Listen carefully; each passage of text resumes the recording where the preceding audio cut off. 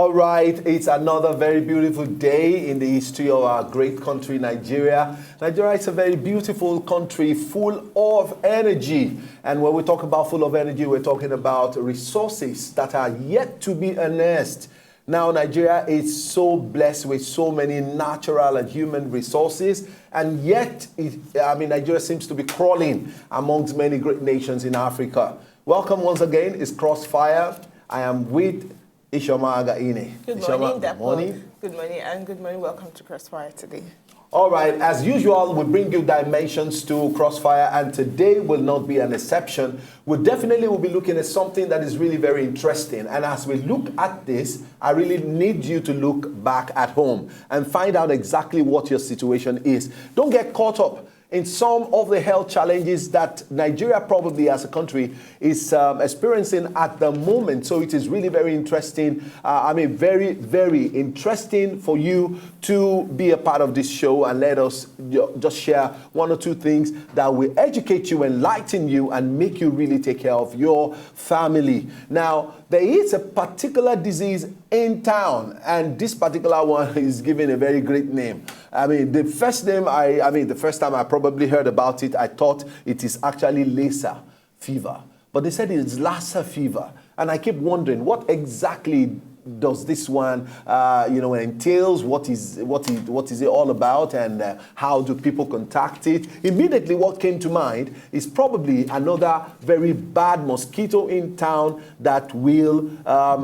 probably help spread the disease. But unfortunately, I heard that this particular one is going to be spread by rats. Ishoma. And it's really, really very interesting. Your position last week about no drinking. We will talk more about it, don't worry. Now, all of the tiers of government, federal, state, and local share responsibilities for providing health services and programs in Nigeria. Now, the federal government is largely responsible for providing policy guidance, planning, and technical assistance, and coordinating state-level implementation of the national health policy and establishing health management information system. In addition, the federal government is responsible for disease surveillance, drug regulation, vaccine management, and training health professionals. The federal government is also responsible for the management of teaching, psychiatric, orthopedic hospitals, and also run some medical centers. We'll find out if the government of Nigeria is particularly, failing or have a lot of success recorded in this particular area. Now, we have two gentle people. Maybe one of them is gentle and the other one is not gentle. I wouldn't know, but we will eventually get to find out on the show. Now, we have a gentle man who is joining us in the studio. He's no other person but one of our own doctors who is going to help analyze whatever is happening about Lassa fever in Nigeria, and that is Dr. Okechukwu in Dilemeni. Now, Dr. Oke, how are you? Welcome, Dr.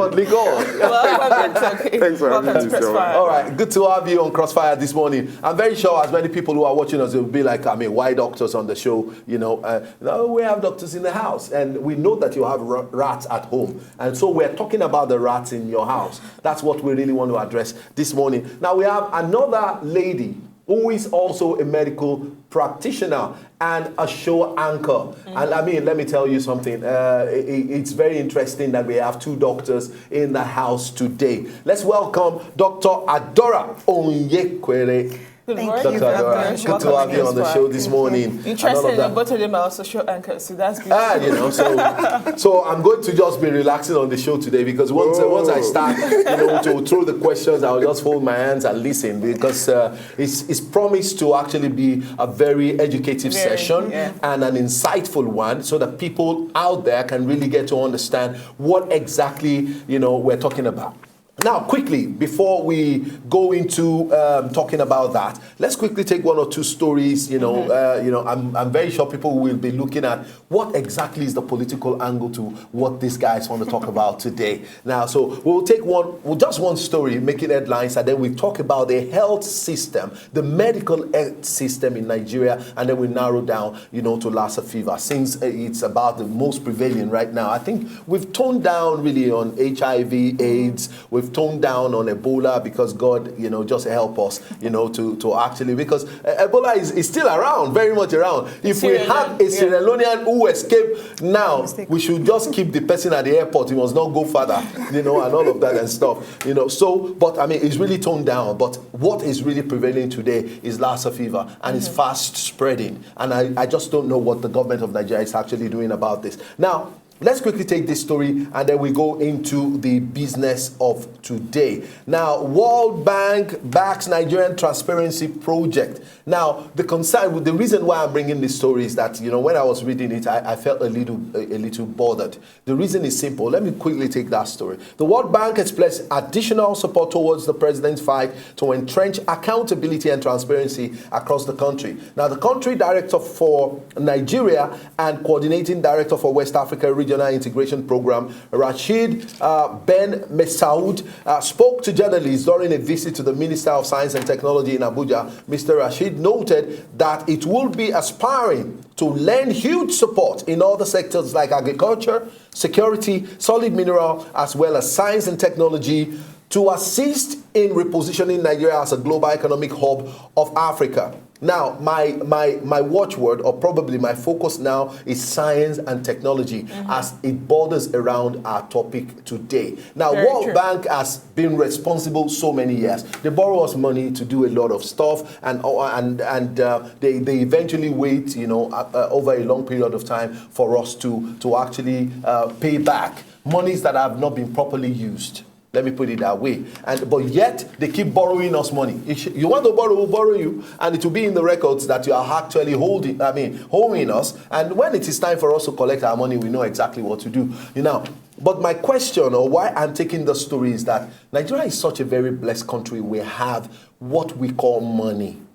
And yet all of these monies are just flying around, shared amongst just a few people. I mean, you all are aware of this Dasuki Gate and the problem in Nimasa, and then a lot of our monies are just in a few, in the hands of a few Nigerians, and that is really very mind-boggling. But let's talk about World Bank, believing in this particular project. Are they trying to say all the monies that we have been collecting from them, they don't know how these monies are being spent?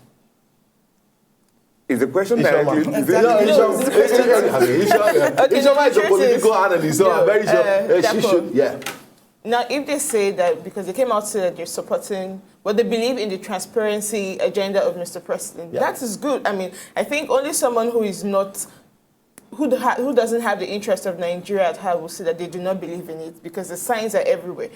The news are out there, so it's strong and it's important to believe in it. And more so, it's also important to support it like they have done. Now, but unfortunately here, well, science and technology was mentioned, agriculture, security was mentioned, but health wasn't mentioned.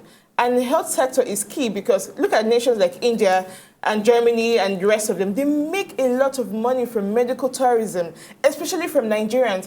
Look at our governors. Where did they go for medical treatment? Definitely not in Nigeria. They go abroad. And if you look at it also, because most of science has made a lot of headway when it comes to medical research also, from some of these natural herbs, which obviously we have in Nigeria.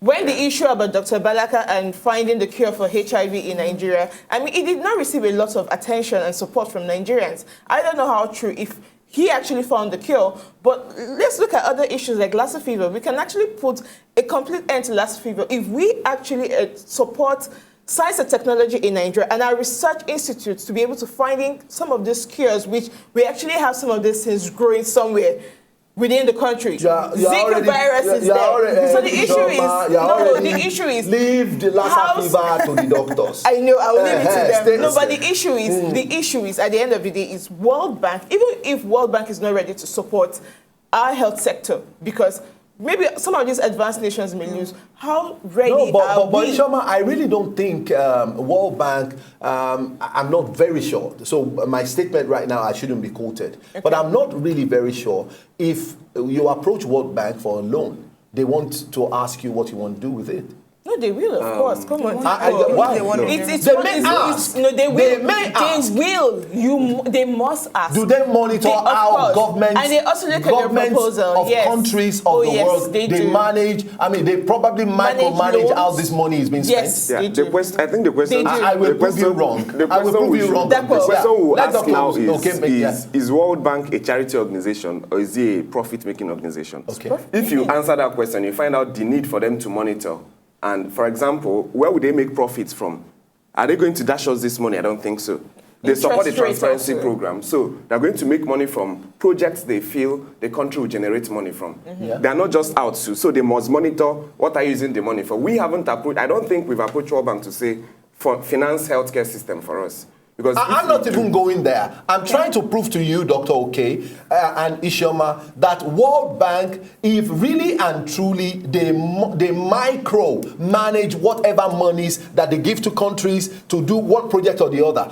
How come these monies are found in people's pockets? Look at lending. How come most of these monies are found in people's pockets? Look at lending. That does not vitiate the fact. When you say that does not vitiate the fact that they do not supervise. They actually do, because when you make your tenders and your proposals, when you make your tenders and proposals, they actually verify. Yes. If you also look at the duration of repayment, also most times it could be like 25 years, 50 years. It all depends. They find out what you want to use the money for. They're only interested in their returns. That's what I'm saying. These monies will not end in just a few Nigerians' pockets if they micromanage how this money is spent. If you go to a normal commercial bank to get money, what do they micromanage for you? Almost nothing. But they want to know what are you using the money for. They want to check, is it possible that you will not pay back? Exactly. Will you default? That's exactly what World Bank is doing. But World Bank doesn't care. Most of the monies that we have collected from World Bank, that we have had to pay back, almost all these monies were misused. Let me give you an example. They have not been used for what we collected them for. The money ends up in people's pocket doesn't mean World Bank, they do not care. Now, I'll give an example. During the tenure of Governor Fashola, recall the Badagry Expressway funds were actually, some monies were borrowed from the World Bank to finance that project because it was a Lagos State government in partnership with the World Bank. Now, halfway, I think before the elections, we wouldn't believe that World Bank actually came with some of the representatives of the Lagos State government to check the project, to check how far the project had gone. So do you see that periodically they do check? The fact that some of these monies end up in people's pockets doesn't mean that World Bank will sit wherever they are domiciled and not check. They do check. I think the way to go will be for World Bank to be directly involved. You know you are dealing with a corrupt nation like Nigeria, and that is to let you know. Can they be? How involved I mean, have a representation, a full representation in the project. In the project. Right now, what they do is they come periodically, like she said. Exactly. And that is the most they can do as it is now. Unless so they're not managing the fund they're giving to Nigerians. Their job is not to manage the funds. Yes. Theirs is to provide the funds. Because let's get it clear, it's a loan. It's not a bank telling you, I'll give you money for business and I'll run your business for you. No. They're providing the money for you to run. But what they do is they come and they inspect, like she mentioned, and the monies are not released like you want to release $2 billion. You don't throw it out immediately. Yes. It's periodical. We'll give $500 million. We'll see what you've done with $500 million. And if you're not accountable of the first tranche you give, they don't get anything else. You see, the truth is just that we all know us. We are Nigerians. And it is interesting if we all face the fact that it is possible that you get a $500 million advance or a first tranche of a particular loan in question, now maybe to build roads or maybe to improve health services in Nigeria. And then the concern is that you came around and they're telling you, we have finished spending it. Things are different here. We finished everything when $150 million have been spent. In that situation, out of the 500 million. Words. They will actually send representatives. How? When you talk they will send representatives to come and investigate for themselves. How do some of these monies end up in those politicians' pockets? Most times they inflate the prices. Most times they even provide substandard. The money is provided. Exactly. Because or sometimes they put it in an account and it's getting interest for themselves. $150 million, for example, who send in $500 million. So we are paying interest I don't know, the best way to put it, we are paying interest for money we didn't use. So $500 million goes in, we get 150. Even if you complete the project, someone has pocketed or gated like 200 or 350. Now, okay, fine. Why I do not want to particularly have a problem with your position on this matter, you will answer more questions as we go into the structure of the health system or the healthcare system in Nigeria. And you will tell me how Nigeria over the years has not and cannot even be proud of a top-notch healthcare system. And then all the monies that we probably have borrowed over time. I mean, so many times I have seen health intervention from IMF, from World Bank, from that organization, from the UN. Even budget allocation also. Exactly. And especially even the Nigeria budget allocation. Now, my question, let's quickly go straight into the matter for today. What is the current state of the health care system in Nigeria? Dr. Adora. Well, right now, we all know that we are not yet where we should be when it comes to the facilities that we need to make sure that our healthcare system is top-notch. Okay. We still have, we have a lot of community health centers, we have a lot of hospitals, private hospitals, and the rest of them, but it is still not enough to cater for our health needs in the country. Like you said, they've actually allocated, a lot of money here and there, the budgets, then international funds that come in and the rest of them. But it is still not enough, besides the fact that we are corrupt as a nation. And some people actually put this money into their own pockets instead of using it to finance. For example, in a hospital, let me say like a teaching hospital, where they're supposed to employ over maybe 100 doctors. They employ about 20 doctors and decide to have ghost workers that they're paying because they want to keep the money in their pockets. So when we talk about our healthcare system... Toying with people's lives? True. Very true. So when we talk about our healthcare system, we are not yet where we should be. We still need to provide, when it comes to, people being able to afford, getting the best healthcare. We as Nigerians don't even believe in ourselves as a country to be able to provide. But if you say they're not enough, we have a lot of private-owned hospitals in Nigeria. I mean, if you take a walk down the street, I mean, you'll be allowed, at least you can point up to 5, 6 hospitals, private-owned hospitals. In every 1 kilometer radius. Exactly. Yeah, and are you saying that is not enough, actually? No, that is not enough. It's not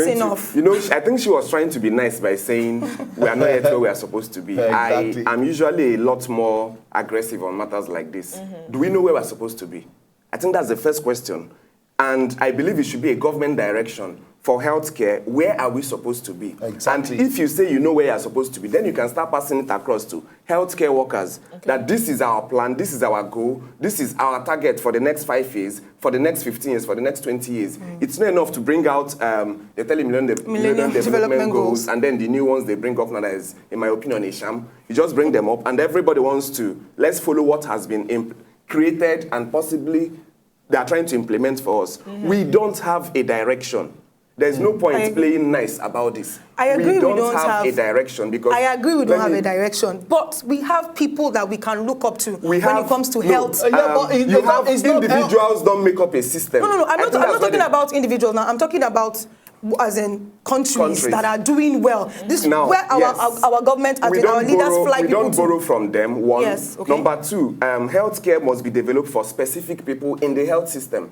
I don't want to copy the American system. Yeah. I don't want to copy the British system. They will not work in this country. Okay, let's come to talk about system. You need to listen to this. Okay. Now, all the 3 tiers of government, federal, state, and local, they share the responsibility for providing health services and health programs in Nigeria. Now, the federal government is largely responsible for providing the policy guidance. Do you think we have a policy guidance from government of Nigeria for the health system? On the type of health system on paper. Yes, on paper. In the shelves in the offices. Yes. Has it come down to the different tiers of healthcare? No. Because if I don't make effort to go and look out for what is the policy guidance, then I don't know anything. But by right, it should be the government who has created these policies that should pass it down to the people in the system. That's one. Number two, if they create the policy, how do they want to work out the policy? Okay. I give you a simple example, and I'll use doctors because I'm a lot more familiar with that. I'm even familiar with doctors and nurses coming from a family of such. Now, but the point is this. If you want doctors in the country, Education is subsidized in Nigeria, greatly subsidized. We must say the truth about that compared to other countries. So you subsidize education, and then you let the same people you subsidize the education go out because you can't retain them. You are not willing to pay them. You are willing to send in funds. And why do they do that? Because if you really check it, apart from providing manpower to work, healthcare is not directly profitable. Let's be frank about this. In this country, it is not directly profitable. You throw in, let's say you throw in $1 billion, 1 billion naira, 330 billion. Let's use real figures like our project now. Yeah. You throw in 330 billion, for example. At the end of the year, there's no profit from the 330 billion. But if you throw in 330 billion into petroleum, you expect to get profit. If you throw in 330 billion. Now, why is that? Is it because the bulk of those, like our governors, senators, do not patronize? It's not because they don't. It's not because they don't patronize. It's because you don't see the direct profits coming. You are spending. So the people you spend to get well go and use their health to function in other departments, in other ministries. I'll give you an example. If I'm a construction worker for the federal government, let's assume Ajokuta was still a viable federal project, and I fall ill. I go to the nearest federal medical center, maybe Lokoja, and I get well because the system is functional. What happens is that the government will spend on my health. But the government doesn't realize that by spending on my health, maybe they've succeeded in spending 100 naira on my health, I'll be able to give them productivity of 1,000. But that productivity is not seen in healthcare. Productivity is seen in construction, in mining, in production. And because they don't see the direct effects, they don't want to invest in healthcare. That's a very wonderful analysis. I have a lot of questions to ask in that direction, but when we go on a break now, when we come back, we'll be asking which exactly of the tiers of government is actually making sense. Federal, state, or the local government in affecting or probably providing an effective and efficient healthcare system. We'll be right back.